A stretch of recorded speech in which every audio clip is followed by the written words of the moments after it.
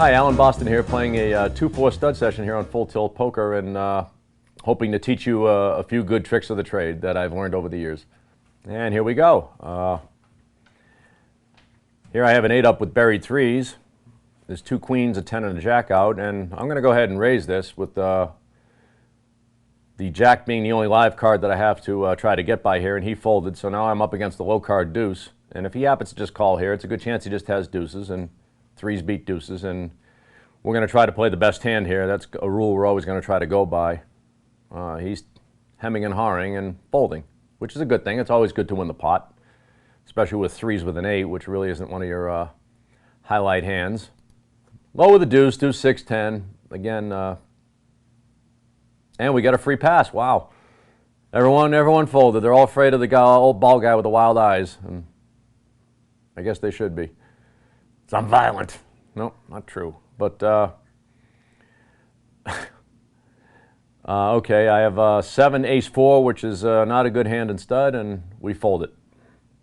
And I hope and pray that I get a hand to play here that has some merit to it that we can talk about. And all right, I have a king up here with a whole series of lower cards behind me, but I'm not into pot stealing from early positions, and so I just fold it. Again, my ongoing theme will be to play a very tight strategy in 3, which allows the game to flow better in 4 and 5. It helps you define hands better. It helps your hand play easier. And why make things difficult yourself by playing hands that are kind of tenuous? So we try to play good hands to start, and it'll make the rest of the game play easier. And we're going to watch and see what these two do here. What happens in 3 in stud is very, very important. What they don't do in 3 is important. Did they not re-raise in 3? If they didn't re-raise, well, that eliminates a lot of the hands in their range. Did they just limp in 3? That usually defines some of their hands in other ways. So always remember what the action was in 3. It'll help you define their hand on later streets as the action unfolds. Good players typically just raise and never limp. All right, here I have split 6s with a deuce and a 5 raising. With an ace and king behind me, this hand to me has absolutely no future. So I just fold it. I may have the best hand. He may just have 5s, but if he has like 5s with a queen, I'm no favorite over that hand. And 6s with a deuce is just not a hand, so you just dump it. If I was last to act against the low card, of course you'd raise it, but you'd raise a whole wide range of hands there too. But 6-6 deuce is not a hand that has any kind of future to it at all, so you just fold. You have to have hands that play easy. And 6-6 deuce is never going to play easy unless you hit like deuce 6. And the odds of that happening aren't good, and besides, what action you're going to get showing pairing your door card. And the guy made 3 open 9s, which is a good way to win money. Okay, I'm low with a 3. I have ace-king in the hole, which is good in hold'em. And has some merit in stud, but I don't like it because the only way you make your hand is by hitting an ace or a king, which tends to scare people. So if you happen to make your hand here by hitting an ace or a king, people are going to be a little scared by it, and you're probably not going to get much action. So I'm just going to fold it. It's certainly not the best hand, and the only way it is going to become the best hand is by hitting an ace or a king, and you just don't need it. Again, when in doubt, fold in limit poker. It makes things easy. Yeah, we're playing a low-limit stud game here, which will tend to have weaker players. As I said, king 10-6 here again is not a hand. As I said earlier, weaker players tend to tell you what their hand is by limping with certain hands and raising with certain hands. While at the higher limits, if players are going to enter a pot, they're just going to raise or re-raise. There's never going to be any limping. At the lower limits, there's a lot of limping, and the limping indicates a weaker kind of hand, which makes it easy to play against them. So if they limp with a king, you know they don't have 2 kings. So when they make open kings, you can take certain actions against them, which can make their life difficult. And where if they just raise with a king and then hit a king, you're just going to fold. Here's an interesting hand. I have 6-8 of clubs in the hole and 9 of diamonds up, and it may not seem like much, but there's no 7s out. There's only 1 club out, so I'm going to call just this 50 cents here and hope to snag a really good card like a 7 of clubs or any kind of 7. I hit a 10 of diamonds, which gives me a gut shot. A 7 was hit behind me. I'm not going to take any aggressive action here. 10, 9, 8, 6 with an ace-jack of clubs. All right, this is kind of interesting here. Now it's a limp-in pot with an ace-10 offsuit leading out. So there's a good chance that he just made 2 10s here, or just has some buried pair in the hole that he was afraid to raise in 3. The 3-7 of diamonds callings would indicate probably a 4 flush. Now, with my gut shot against the 4 flush and the 7 being out, I don't need it. So I'm just going to muck it. Even with those 2 clubs still being relatively live, there was no reason to continue on there, I felt. So we fold. We hit a sort of a good card, and of course the 3-7 of diamonds immediately folds, which means didn't have a 4 flush, which means we probably had a good call coming there. Oh well. I expect this ace of hearts to show up with, no, I thought she'd show up with a flush, but aces and 10s, wow. Very weak not betting that. Very weak not raising in 3 either. You have to raise your hands in 3 because it allowed me to almost snag a 7 and really have a good chance to beat the aces. Even with aces and 10s there in 4, if that 7 didn't hit, I might have taken a card off, hit a 7, and just smashed this hand out for no reason at all. And you really can't allow people, number one, to get cheap looks at cards, and number two, to not be able to define their hand. By limping, it allows a whole range of hands to enter the pot, but by raising, it limits what hands are going to be called because you're putting more money in. So you must raise, number one, to keep things consistent by raising every pot you enter, and number two, to help define the hands that call behind you. Limping doesn't do that. Much like limping in Hold'em allows the blinds free looks, and then the flop comes deuce, deuce, jack, and you have ace, jack, and you didn't raise, and they show 9 deuce offsuit, and you're wondering, well, how can they play 9 deuce offsuit? Well, they played 9 deuce offsuit because you let them. You didn't raise. So the same rules apply in stud. Just raise your hands when you have them and fold them when you don't. Very surprised to see aces and 10s there, but you know, we're playing 2-4, not 2 and 400, and that would not happen in a 2 and 400 game, I assure you. They would raise those split aces with a 10 and continue to bet at it.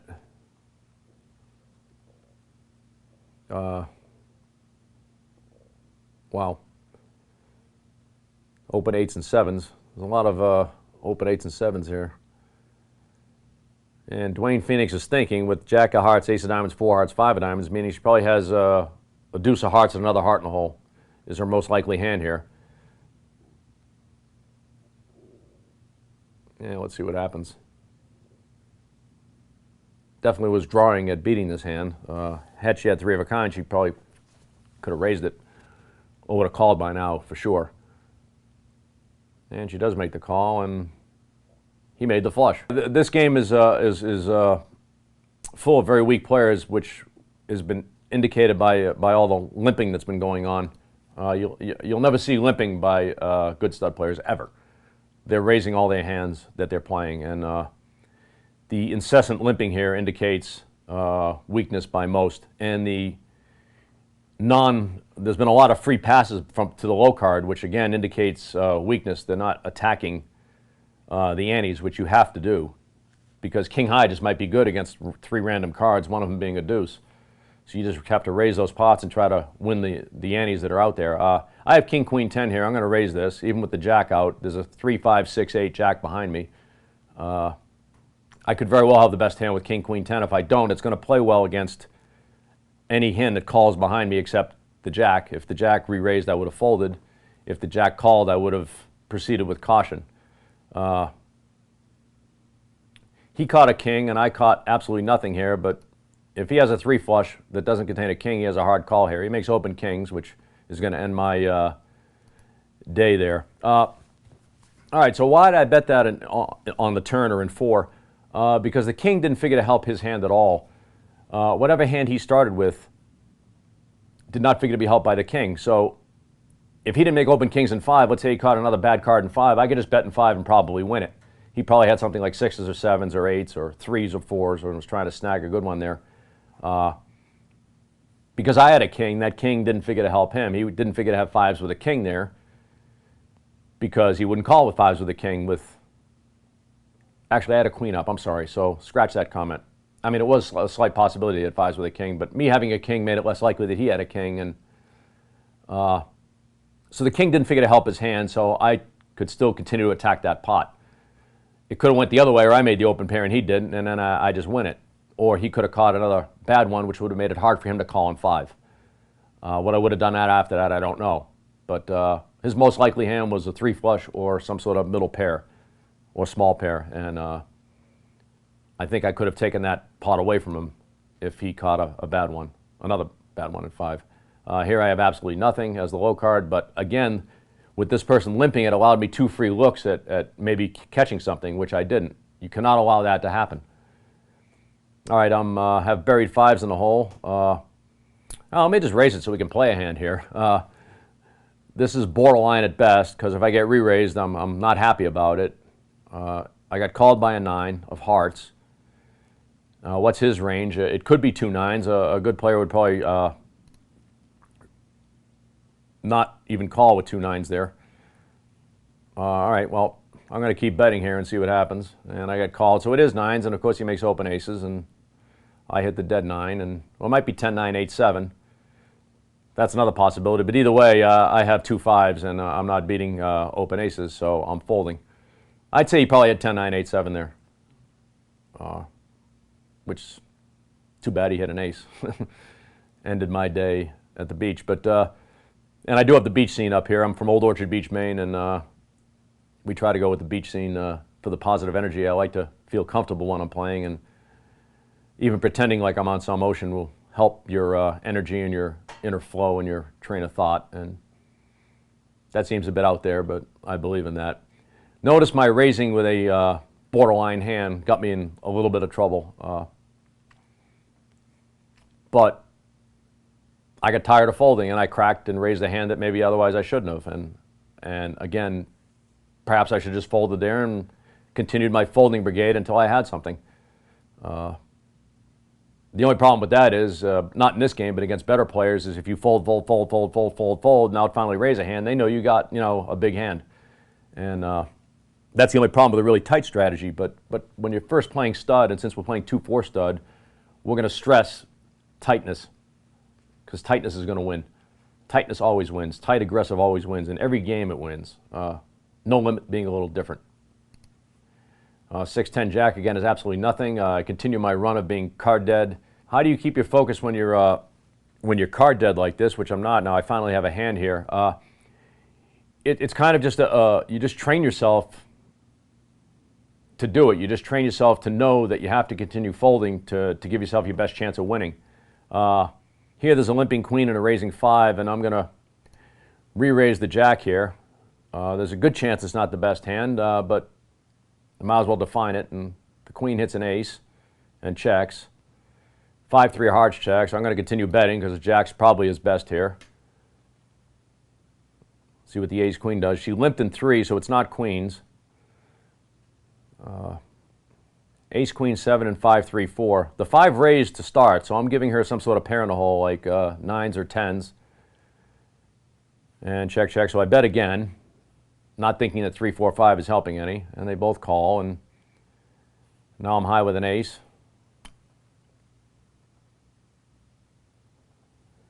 So I bet again, just thinking I have the best hand. And look at this, we make 2 pair in the river. I would have bet 2 jacks on the river here, by the way. And they both folded. Oh, well done, Boston. But I was definitely going to bet 2 jacks on the river there, and I'm going to explain that as I fold this hand here.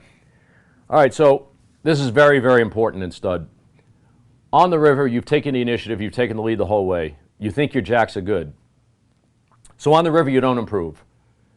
And for simplicity's sake, let's say it's a heads-up pot, and you think your opponent has 2 10s or 2 9s or something you have beat. Now on the river, you catch nothing, and you have 2 jacks. Now you must bet those 2 jacks, because the possibilities of what happens here is you bet the 2 jacks, they call, you win a bet. You bet the 2 jacks, and they call, and they make 2 pair, and you lose. You check, and they can't beat you, they check, and you don't win the bet that you won otherwise. Or you check, and they make 2 pair, and they bet, and you pay it off. But no matter what, you're paying this bet off. So the only way you gain a bet in those 4 instances is when you bet and they call with the lesser pair. So you must bet 1 pair on the river when you know you're against 1 pair. Really good players might raise 2 pair, but you can't worry about that right now. You just must bet that 1 pair for value because it's the best hand. And you're calling if you check and they bet. So you may as well just bet it yourself. Because if they're only betting 2 pair on the river, the only time that you're calling is when you're beat. So you must bet it to pick up the bet when you're beat. Pick up the bet when you have the best hand and not lose the bet when they make 2 pair and you have the worst hand. The one parallel is 1 pair versus 2 pair. So if you check your jacks and they make 2 pair, they bet, you call, you lose a bet. You bet the jacks against 2 pair, you lose the same bet. So that's a wash. The other way is they only have 1 pair. You check, and now they only have 1 pair, so they check. You do not win a bet. But when you bet your 2 jacks and they have 1 pair and call, you've gained that bet. So you must bet the 2 jacks to gain that bet when they don't make 2 pair. Otherwise, you're only losing a bet on the river or not winning a bet. You're either staying neutral or losing a bet. So you must bet 2 jacks on the river when you know it's good. Okay, here we go. King 7, 3 of diamonds. And what's important with a draw is how live is it? I see the deuce of diamonds out there, and I see 1, 7 out there, but I don't see any kings out there, which I have in the hole. So I'm going to go ahead and raise this because my flush is pretty live, and I have a king, which if I hit is going to be good also. The 10 of clubs calls, did not re-raise. So the 10 of clubs does not have queens, kings, or aces, or any kind of big hand like that. We can almost assuredly know that. And he catches the ace of diamonds, of course, which would have fit very well in my hand, and he checked. So I'm going to continue on here by betting, representing like I have some sort of pair here, in case he has a 3-card hand. And now I catch the jack of diamonds, which is gin, but he caught a diamond too, so that deadens my flush draw a little bit. But now I have a 3 straight and a couple more overcards in case he has 10s. So it's an easy bet here because I have king, queen, jack against. If he happens to have 2 10s, I'm probably favored here with a 4 flush and king, queen, jack. Even with his ace kicker. And he calls, and he catches another diamond, which is really getting annoying. And he checks, and now I'm just going to go ahead and check it. There's no reason to bet king high here. I can't beat an ace. And I make nothing on the river, which is not good. So I'm going to check, and if he has ace high, I'll be sick that I didn't bet it, but I'm expecting him to show up with 2 10s. And he had ace high. Started queen, jack, 10, caught a gut shot. So I blew that. That was a bad play by me, not betting 6 and 7. And my unfamiliarity with the player there cost me. That was borderline weak, not trying to bluff it in case he just had ace high. And in this instance, it would have worked. But when he continued on there in 5, I had to give him some sort of pair because he did not hit a club. And he didn't hit anything that would fill in any kind of straight. In fact, he just came with a gut shot. It was hard for me to envision that hand, so I chose to check 6th Street, and it cost me the pot. But it was hard for me to envision 10 Jack Queen there. With 10 Jack Queen, he probably should have re-raised in 3 and made my life difficult.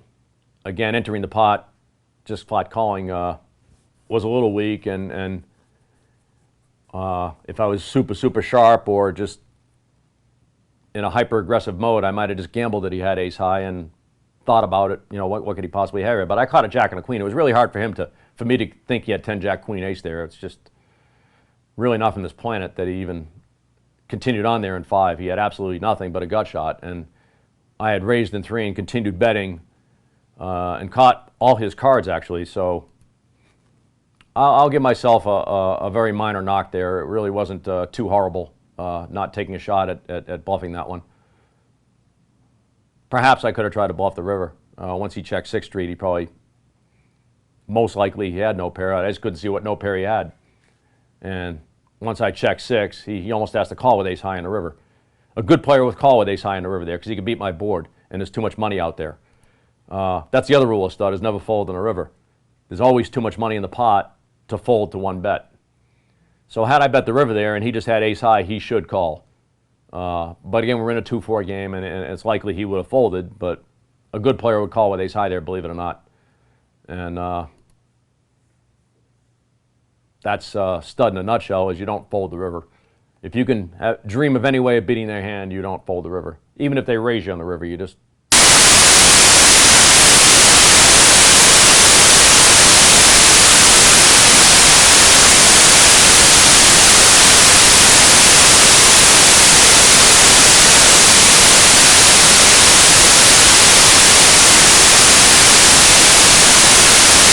have to card deuce. Deuce.